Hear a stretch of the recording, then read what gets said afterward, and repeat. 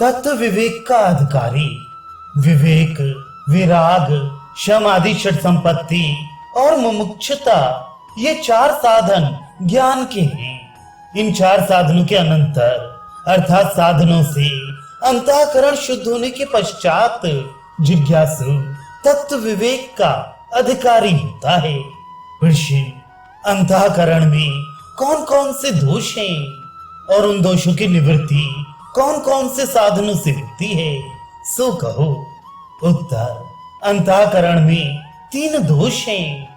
प्रथम तो मल अर्थात पाप, दूसरे विक्षेप अर्थात चंचलता, तीसरे आवरण अर्थात स्वस्वरूप का अज्ञान। ये मल, विक्षेप, आवरण तीन दोष हैं। इन तीन दोषों की निवृत्ति के वास्ते तीन साधन हैं, कर्म, उपासना और ज्ञान। इन तीन साधनों से तीनों दोषों की निवृत्ति होती है। अर्थात निष्काम कर्म करने से मल अर्थात पाप दोष की निवृत्ति होती है। और कर्म चार प्रकार के कहे गए हैं। एक नित्य कर्म, दूसरे नैमित्तिक कर्म, तीसरे काम्य कर्म, चौथे प्रायश्चित कर्म। जिसके करने से तो पुण्य नहीं हो और नहीं करने से पाप हो, उनको नित्य कर्म कहते हैं। जैसे शौच, स्नान, संध्या आदि।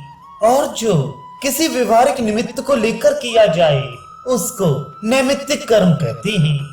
और जो स्वर्ग आदि भोगों के वास्ते किए जाते हैं सो काम्य कर्म हैं।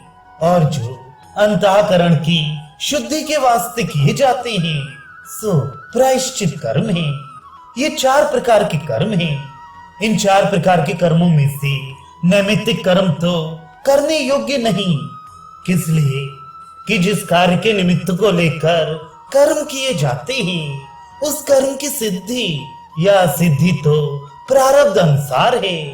क्योंकि बहुत से पुरुष, स्त्री, पुत्र, धन आदि के वास्ते अनेक यत्न करते हैं, परंतु स्त्री, पुत्र आदि की प्राप्ति नहीं होती। तो फिर उनके निमित्त कर्म किए जाएं तो अत्यंत मूर्खता है। और काम्य कर्म भी करने योग्य नहीं है। क्योंकि जिन स्वर्ग भोगों के वास्ते कर्म किए जाते हैं सो स्वर्ग भोग मिथ्या और दुख रूप है। और दुख को कोई पुरुष चाहता नहीं। इसलिए काम्य कर्मों को करना भी निष्फल है। और नित्य कर्म तो अवश्य करना ही होगा। क्योंकि संध्या आदि कर्म नहीं किए जाएंगे तो पाप होगा। और जो प्रायश्चित कर्म है सो अवश्य करने योग्य है, परंतु निष्काम किए जाएंगे तो अंतःकरण की शुद्धि का हेतु होगा। और सकाम किए जाएंगे तो अंतःकरण की शुद्धि का हेतु नहीं होगा। इस वास्ते निष्काम कर्मों से मल अर्थात पाप दोष की निवृत्ति होती है। और शुद्ध सच्चिदानंद सर्वंतर्यामी रूप जो श्री गुरु हैं, उनके चरण कमलों के ध्यान को उपासना कहते हैं।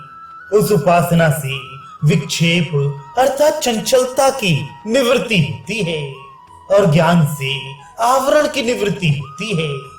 इस प्रकार साधनों से अंतःकरण शुद्ध होता है।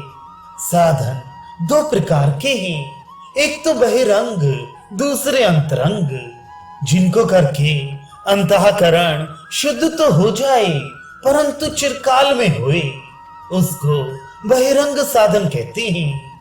और जिसको करके बहुत शीघ्र अंतःकरण शुद्ध हो उसको अंतरंग साधन कहते हैं। और कर्म उपासना से अंतःकरण शुद्ध तो होता है परंतु बहुत रोज में होता है, इसलिए कर्म उपासना बहिरंग साधन है। और विवेक आदि साधन अंतरंग हैं, क्योंकि उनसे अंतःकरण बहुत शीघ्र शुद्ध होता है। इस वास्ते विवेक आदि साधन अंतरंग हैं।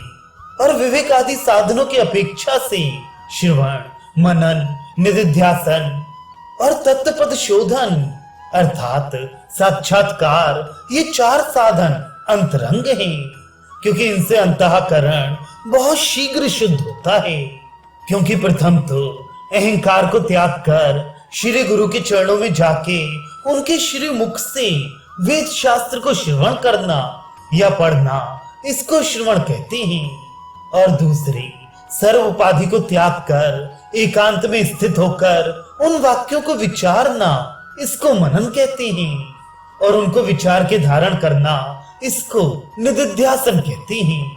और तत्वमसी आदि महावाक्यों से जीव ब्रह्म की एकता का निश्चय करना इसको तत्वपद शोधन अर्थात साक्षात्कार कहते हैं। इन श्रवण आदि साधनों से अंतःकरण बहुत शीघ्र शुद्ध होता है, इस वास्ते ये साधन अंतरंग है।